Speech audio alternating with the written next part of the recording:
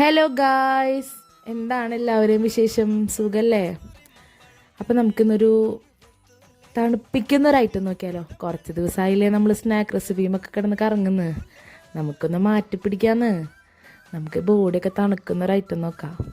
നമ്മൾ പുറത്തൊക്കെ പോയിട്ട് വെയിലത്തുനിന്ന് കയറി വരുമ്പോൾ നമുക്ക് ഈ ഒരു ഐറ്റം ഒരു ബൗള് കഴിച്ചാൽ മതി.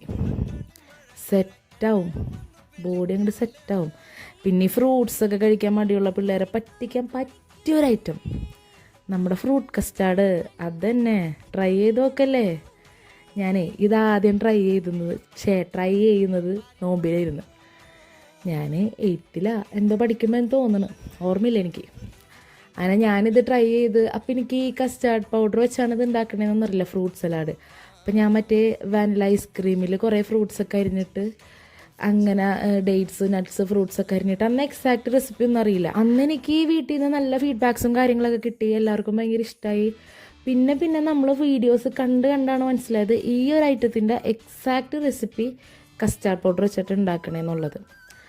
അങ്ങനെ നമ്മൾ പിന്നെ ഇങ്ങനെ ട്രൈ ചെയ്യാൻ തുടങ്ങിയപ്പോൾ അതിലും കിടിലം.